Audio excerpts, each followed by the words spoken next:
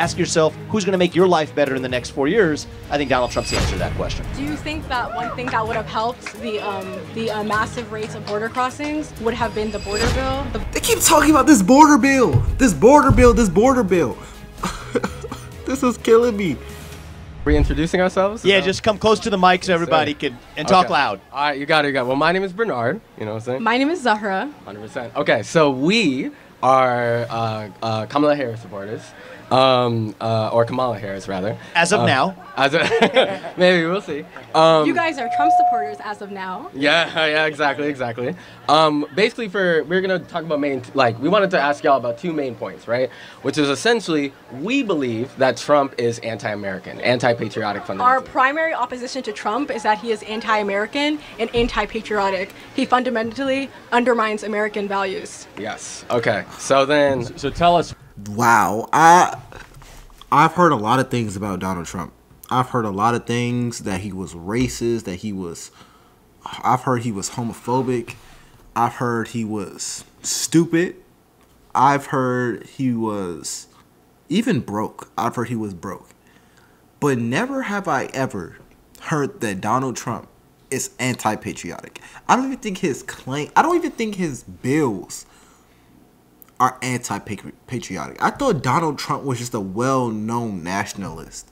He definitely puts America first. I thought even the left side knew that, but obviously not. So let's get into this video. Wow. Honestly, you guys, this election was crazy. It's going to be interesting to see how the Democrats and the mainstream media continue to respond over the next few weeks and months. As we all know, the algorithms that we were seeing before were extremely manipulative and were extremely biased, which is why we were all, or probably us, feels impossible to get non-biased, true, objective news. It is called ground news. Ground news lets you think for yourself, and it tells you the full story. Ground news is a website and app that compiles stories from over 50,000 outlets around the world. Lets you compare the coverage across the political spectrum and get all the facts for yourself. Check it out at ground.news/LFR-JoJo. Take a look at this story on Ground News about Republicans winning back control of the Senate. Republicans have a clear mandate and that seeks to accomplish this mandate. Currently,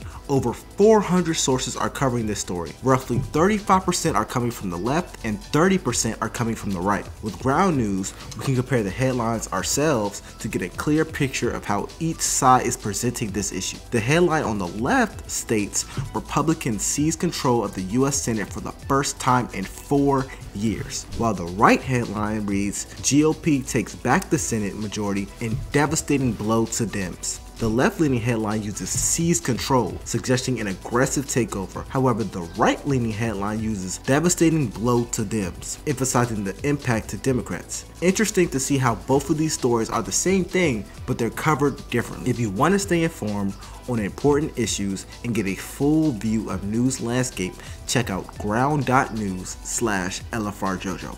Or you can scan the QR code for 50% off the Unlimited Access Vantage plan. This is the best deal of the year. And if you're already a subscriber, you can even gift Ground News for 50% off to your family or friends because it is holiday season. If you want purely objective and non-biased news, Ground News is the only place I know that you can get it from, other than my channel, of course. But anyways, thank you for watching. Let's get back into the video. Why? Give us 3 examples how Donald Trump has undermined American values. Absolutely. So the first, I'll say the lightest example, is going to be rhetoric on Twitter. He said openly on Twitter that we should suspend the Constitution. I feel as though that's fairly anti-American. The next much larger point is going to be January 6th. I think the whole January 6th thing overall is a major problem for Trump as an American in general. And the last sort of thing is his general sort of demeanor. He treats Americans who disagree with him as people to not really support, as people not to really help out or anything like that. If you're against Trump, it's the highway of the other, I don't remember the phrase, but you know what I'm talking about. Yeah. You're trying to say my way or the highway. All right. Yeah. And fair enough. I appreciate the respectful manner in which you asked that question. So here's the thing. If you care about defensive democracy, here's what democracy is about to me. Okay. Is do you get to do what we just did, where you get to express yourself and your opinion freely, as long as I do or Charlie do or what's your name? Zahra. Or Zahra does in return. That's American democracy. That's the whole ball game. If we lose that, we don't have a country. Okay. So here's what's happened under 4 years of Joe Biden. Okay, we have seen the censorship of Donald Trump at the instruction of government agencies. We've seen a lot of people in this country who have been held without going through due process for expressing themselves in the open. We've seen social media companies on the eve of the last election. There was the Hunter Biden laptop story. A lot of people said that if they had seen that story, they would have voted differently. If you wanted to send that on a direct message on Twitter or on Facebook, they suppressed you from doing it. That's not democracy. That's the stuff of banana republics. That's the stuff of third world nations. And so my view is you don't have to agree with 100% of what Donald Trump says to vote for him, and you don't have to agree with 100% of what Kamala Harris says to vote for her too. I'll apply the same standard. But what we want in this country is the basic rules of the road where if you have an opinion, you get to express it without the government censoring you along the way. So when you think about what's anti-American, there's nothing more anti-American than censorship. And if you look at which person was more responsible for censorship, was it Biden-Harris or was it the Donald Trump administration? It's not even close. And that's why I'd encourage you to change your mind. Okay. I do want to ask, though, you say you're supporting Kamala Harris. Can you, either of you, tell me what you think her greatest accomplishment is? Yeah, so, I mean, there's a few... Oh, yeah. Do you want to go first or do you want me? Wait, before we answer that question, I guess I feel like our question wasn't sufficiently responded to or answered. It feels as though you guys pivoted. What is the question?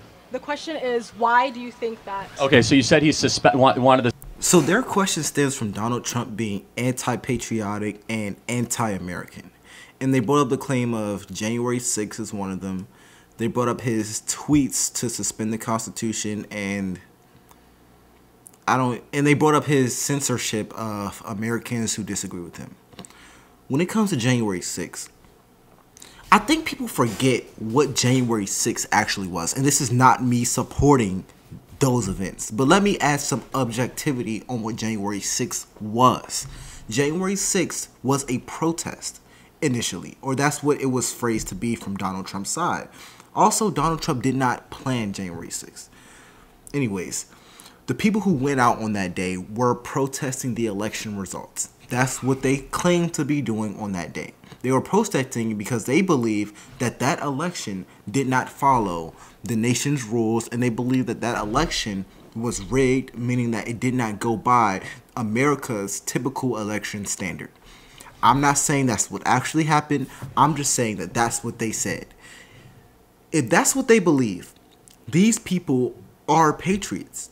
Because if you say that, oh, I'm going to protest because I believe that this election did not follow America's rules, that is a patriotic thing to do. Whether or not they were right or wrong, the reasoning behind them going out was not something that was anti-American standard. Not saying I agree with it. I'm just being honest.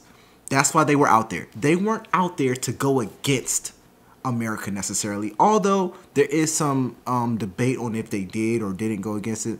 I'm just saying that that's what happened. They believed that the election was rigged. So they went and protested it. That's what they did. That's what they said. That's what they claimed to be. Another thing, Donald Trump did not plan that.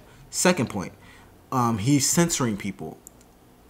I don't really understand the conservatives censoring people. You say conservatives are censoring people. I don't even understand how that would be possible, considering Donald Trump was banned from a lot of social media platforms for about 2 years after he left office. He was unbanned in, 2023, 2022? He was banned from social media. So saying that he's censoring people or conservatives are censoring people, it's just kind of ironic, considering that Donald Trump himself was banned on Twitter for a few years, and he was being prosecuted during that time, and he wasn't allowed on any social media platform. He was obviously being targeted during those times. He was obviously an enemy of these platforms during that time. That's not my opinion. That's the truth. They banned him. They wanted to send him to jail. This stuff was happening under Biden's presidency. And I don't remember the second point. They said he was censoring people. They said that, they said his tweets about the Constitution. I don't know if that's true or not. I don't follow Donald Trump on Twitter. I don't know if he tweeted something.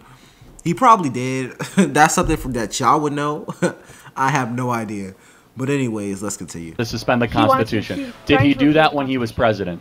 No, he did not. But he Okay, so threatened then to repeal why the would he do it Constitution. again when he was president again? So what evidence do you have that Donald Trump would ever suspend the Constitution? Do you think that it is like legitimate to be concerned about as an American citizen for a potential presidential candidate, a former U.S. president, to threaten to suspend the U.S. Constitution? He never has. If- You're misquoting him, but let's just look at what he did, not just rhetoric. Can you give me one instance where he suspended the Constitution when he was president? I mean, he wanted to suspend. I don't know if you want to count it as the Constitution, but again, January 6th. All right, let's talk about January 6th. What Yeah. happened on January 6th? Well, yeah, it's a long sort of buildup where Donald Trump was working with most of his former staff, including Mike Pence and all the others, to try to get a sort of slate of fake electors to then go up to the Capitol, get a large group of Trump supporters to be really, really riled up. Hopefully they delay the certification of the vote enough so that Mike Pence can break the ECA, and therefore Donald Trump wins by getting these fake electors through that sort of means.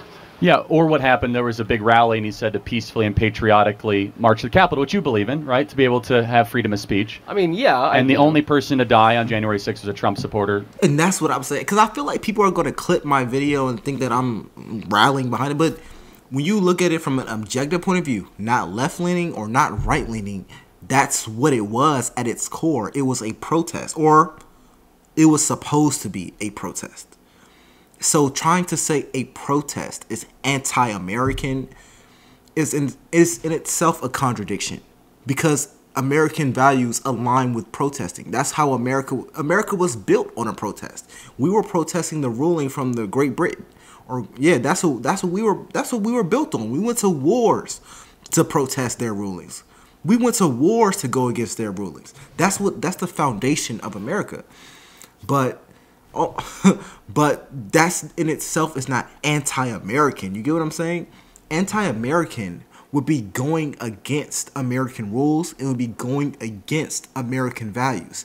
An example of something that's anti-American is keeping a border open to allow illegal citizens rights that American citizens may not get.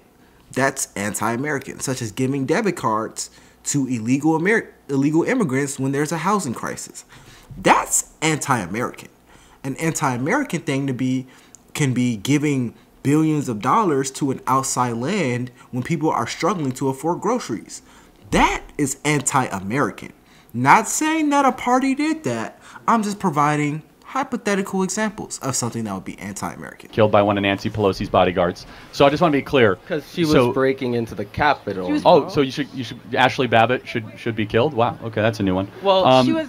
I just want to be clear. We're not Charlie, defending. do you not believe in stand your ground? Do you not believe that someone was intruding on property of which they should not have been intruding? Well, hold on, but Ashley Babbitt was unarmed. Isn't the whole kind of shtick of the American left like don't shoot unarmed people? If I break into your house and I was unarmed, but I was breaking into your house. Was George Floyd, was that a rightful death? No, but he probably wasn't breaking into the cop's house. That's Well, probably he was he was submitted. He was submitted by. Well, so was Ashley Abbott actually. No, I don't. Ashley Babbitt was retreating at the time that she was shot in the head. Anyway, that's besides the point. What do you think about the fake elector scheme, and what do you think about Trump trying to pressure they were alternate Roethlisberger electors, which and again, other... alternate electors is a tradition that goes all the way back to the 1960 election with JFK versus Nixon, of which was not considered a threat to democracy. Okay. But I'm interested though. You guys are super, focused on technical things that we could talk about forever. Let me just ask a question. I asked you, what is Kamala Harris's greatest accomplishment? Can you tell me what that would be? Okay, yeah, so just to go through it, just so it doesn't seem like we're dodging, there's a couple different things. She's by far the most active vice president in U.S. history, I'm pretty sure. She's had the most, be mad. Wait, what do you mean active? Like, she's had the most tie-breaking votes in the Senate in U.S. history. I'm pretty sure this is true. Either that or like super close. Yeah, we'll be okay, guys, we'll be okay. Let me just rephrase. What, just in your opinion, because I want to get this on the table, what is the single thing that she has done to improve the lives of Americans? I mean, we could talk about her time as the DA. We could talk about her time as California's Attorney General. Yeah. I guess my question to you is, what are the constitutionally prescribed roles of a vice president that she failed to Okay, yeah, I'm glad you asked. So she was in charge of two things. She was in charge of the Russian-Ukrainian war before it happened, and she was in charge of the border. And the withdrawal from Afghanistan. And the withdrawal from Afghanistan. Those three things. The border, we have 10 million illegal people that have come to this country under her watch. She gave a speech at the Munich Security Conference where Vladimir Putin invaded Ukraine and all but invited Vladimir Putin's invasion. And then she was in charge of the withdrawal of Afghanistan. Are those three successful things that we can look to as Kamala Harris being VP? Well, you know, it's really funny because speaking on that 10 million immigrant point, I would be more mad at Kamala Harris if they didn't try to pass a border bill. If they didn't try to pass a border I would be more Yeah, mad but we at the don't need person- new border laws as exhibited by Donald Trump, because under Donald Trump we didn't have any new border laws and border crossings were at an all-time low. Instead, Joe Biden and Kamala When? Harris, when Donald Trump was president, What from time in- 2017 to 2021. There, I think when there he was a president. specific period of time when it was an all-time low. And this is another thing, man. Kamala, and I try to be fair, I really do, but I've noticed a lot of her diehard supporters are genuinely delusional. He said, what's the one thing she's done? What is her greatest accomplishment? You said she's one of the most active VPs. Then you're bringing up stuff from when she wasn't even VP. You're bringing up stuff to her being an attorney general, or she was being all these things before she was VP, and she has the most amount of tie-breaking votes. What does this have to do with what she did as vice president? What did she do when she was in office? What bills, what did she bring to the forefront? What legislation did she bring up? What did she do? What did she do? And this is not me going against her. This is a real question. What did Kamala Harris do for you to be this diehard of a supporter for? Then you bring up a border bill. Oh, she was about to bring up the border bill, but Donald Trump shot it down. Yeah, because when Donald Trump was in office, there was no need for a border bill. And think about it like this. If you're running for a presidency and you think that you're about to be in office, which Donald Trump is about to be in office, why would you sign a bill for an issue that does not exist when you're in office? Does that make sense? If someone from the opposite side comes to me and says, hey, hurry up and sign this bill so we can stop illegal immigration. But I'm like, when I was in office, there was no illegal immigration. I'm not signing that. When I go back to office, I'm going to just get rid of it. That makes sense. And also, we don't know what else was in that bill. We could just say, oh, he refused to sign it. Yeah, but when he's going into office, which he is about to go in, this problem won't exist anymore. It existed because of the Biden-Harris administration. And if he knows that, why would he sign their bill? That doesn't make any sense. But anyways, I'm just confused why people just won't list her accomplishments. What has she done? The most active VP? She was the least approved VP for the longest time. Honestly, Kamala Harris has been one of the most quiet VPs that I've seen in recent history. I'm not going to say she was a bad vice president. I'm not going to say that. She was just under the radar for years. She was very under the radar for the past 3 years. She didn't really say much until Joe Biden dropped out of the presidency and Kamala Harris assumed duty. This is the first time we're really hearing about Kamala Harris. Not saying she's not a good politician, not attacking her character, but you didn't really hear much about her for the past few years. This is why a lot of people don't know much about her. You just didn't hear much.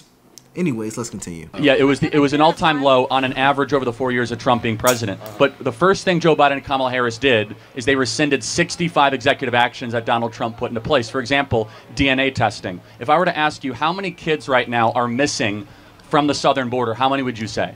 I'm pretty sure y'all say something like 350,000. Yeah, so 320,000 kids are missing, many of whom are being sex trafficked. Do you know why that is? Because Kamala Harris got rid of DNA testing on the southern border, where you no longer have to be swabbed DNA test. It takes 90 seconds to find out if a kid is related to the person that is bringing them across the border. So Kamala Harris has been responsible for the border, which is one of the greatest failings in modern American history. And so, yes, as a vice president, you are tasked with certain projects and certain things. Everything she has touched has been a miserable failure. If that is the case, why would she be a good president? Okay, so a couple different things on that whole immigration point. One, again, it's weird to frame the border thing as like only an additional thing for new laws. Like we know for a fact there's going to be additional border agents. We know for a fact there's going to be additional funding. Additional judges. Additional judges. So remain in Mexico was Trump's signature policy. It was. Okay, so it means you remain in Mexico as your case is adjudicated. Yeah. Right now, do you know if remain in Mexico is still the law of the land? It's not. It is not. Actually, so that's just you have no reason. I'm not going to hold you responsible for this. Okay. Actually, it turns out remain in Mexico is the law of the land. A federal judge has held accordingly. They're just not enforcing it. So Donald Trump in the Republican position, I share this, is if you're not going to enforce the laws as they exist, there's no point in actually passing new laws. The first step we need to do is enforce the laws as they exist right now. And back to the broader point about Kamala Harris versus Donald Trump. I'm just going to give you some hard facts. Okay. Under Donald Trump, prices stayed flat, wages went up. Under Kamala Harris and Joe Biden, prices have gone up, wages have remained flat. Under Donald Trump in 2019, we hit the all-time low for illegal entries into this country. Under Kamala Harris and Joe Biden, the last 4 years, we've had the largest number of illegal entrants into this country over a 3-year time span in American history. Under Donald Trump, we were not in major conflicts in Russia, Ukraine, or the Middle East. Under Kamala Harris and Joe Biden, we are closer to World War III than we've ever been in our lifetime. So if we just measure closeness to World War III, border crisis, economy, what makes your life better and the lives of the people here better, I believe it's not even close. When you think about it, you could have the debates about democracy all you want. I think censorship is the greatest threat to democracy, and we've seen greater form of censorship in the last 3 years than we've seen any other time in my lifetime. But on the issues of what's going to make the lives of the people here better, I think it's not even close, and that's why I'd encourage you to ask yourself, who's going to make your life better in the next 4 years? I think Donald Trump's the answer to that question. Do you think that one thing that would have helped the massive rates of border crossings would have been the border bill? They keep talking about this border bill, this border bill, this border bill. This is killing me. This kills me, man. Leftists in this border bill. If he just said in 2019 there was the lowest amount of crossings on the southern border ever, why do people still think that Donald Trump needs a border bill to stop illegal immigration? He doesn't need the border bill. I don't even know why I have to explain this, because I thought this would just be common sense. If he stops illegal immigration, why do you keep bringing up this border bill? He's just going to stop it. Jesus Christ. Bipartisan border legislation? The answer is no. The answer is no to that, because first of all, most of those border crossings occurred before that border bill was even proposed. What would have helped was actually enforcing the laws as they exist, re-implement Remain in Mexico, complete the actual construction of the border wall, and then stop funding federal sanctuary cities where our own taxpayer money is creating the incentives for those illegal migrants to cross. Yeah, that didn't happen under Trump. It's happening under Biden and Harris. I don't mean to interrupt, but super quick. The border bills would have said it was permissible to have 5,000 people crossing the border a day. It's correct. It's in the language of the bill. It was saying 5,000 people. At the point at which 5,000 yeah, so people crossed, they would have shut down the border. Right, so if it's 4,999, you don't shut down the border? That's pretty insane, right? Also, wait, but also very, very quickly. How about this? You should shut down the border with one person crossing the southern border. Also, what do you, wait, just to be very, very clear, when we say, wait, all right, buddy. When we say crossing, right, we understand that most of the immigration that's coming in right now is not just randomly borders crossing people. It's usually asylum seekers. That's a lie. That's a lie. That's a 100% lie. About 70% of the people crossing the border are not seeking asylum. And I actually did some research on that. That's a complete lie. Most of the people crossing the border do not seek asylum. And also, it is still illegal to illegally cross the border and seek asylum. And I don't know where leftists are getting this ideal that, oh, because they're seeking asylum, it's legal now. That's not how it works. It's more along the lines of this. Imagine you get arrested and you have the right to remain silent. That right to remain silent is basically the equivalent of illegally crossing the border and having the right to asylum. Although you illegally did something and you could be punished under law, you still technically have the right to seek asylum. You can seek it, but you still did something illegal and you can still be punished for your illegal act. Another thing, majority of the people crossing the southern border, I'm going on the record and saying this, majority, around 70%, are not seeking asylum. That's a lie that people are telling you. It's a lie. Right? Well, no, it's actually cartel-smuggled, cartel-sponsored, fraudulent asylum claims. I encourage you to go down to the border and see it yourself. The cartel will take someone from any, what Pakistan, India, 135 countries. They'll quote-unquote claim asylum after they pay the cartel $10,000. 90% of all people that cross the border are pseudo-slaves by the cartels, basically. So you think 9 million of the undocumented, like the immigrants that have come in, are all illegal? No, they're all illegal because we know it to be true. It's not the question. They're fraudulent. They're defrauding the American immigration system is what they're doing. Wait, so you're saying that there's sufficient proof? Please talk in the mic. You're saying that there's sufficient proof that claims that the 9 million people who crossed the border, weren't, I guess, official asylum seekers? Yes, I mean, so for example, what is the asylum claim if you're coming from Germany? North Korea, yeah. Actually. So there's an interesting case. So I went down to the southern, I'll tell you two personal facts, right? I went down to the southern border. The day before I got there, There was 2 men who came from Lebanon, crossed the southern border, smuggled across. They, in that case, caught the 2 of them. There was also a woman from North Korea in a bag that crossed the southern border. What's interesting about that is North Korea is a country from whom you can actually seek refugee status in the United States, yet she chose not to do it and cross illegally. Is that an illegal border crossing when you lie to a Border Patrol agent? When you do it, the answer is yes. And I think actually that number is way higher than 9 million over the course of the last 4 years. And the other thing I'll just sort of personally lay out for you, I don't have any financial interest in this, but I'm laying it out because I did it this year because it is meaningful. There's a movie I actually helped make this year called City of Dreams. It tells the story of a young man who was smuggled across the border, true story, in LA, in sweatshops. This is the kind of thing that the left used to be concerned about. A child who's separated from his parents, put into forced labor in the United States. That is a direct consequence of the cartel influence policies. And yes, I think there are probably upwards of at least somewhere between 10 and 30 million people in the United States of America right now illegally. And your first act of entering this country, if it breaks the law, that's unconstitutional, that's unlawful. And the number one thing that our immigration system rewards right now isn't how smart you are, isn't how hard you're going to work. It's whether you're willing to lie to the U.S. government.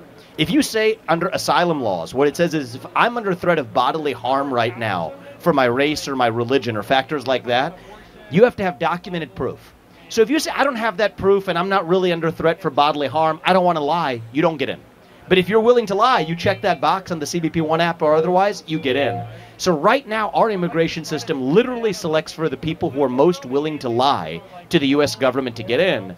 And that's why it's no surprise that the people whose first act of entering the country breaks the law often continue to break the law while they're already here. I don't think that's racist or xenophobic. I think it's a fact based on who we're actually selecting to come into the country. I'm happy he said that because this I thought this would just be common sense. Vivek Ramaswamy doesn't even seem that right-wing to me. Everything he says is just common sense. I would assume majority of Americans feel this way.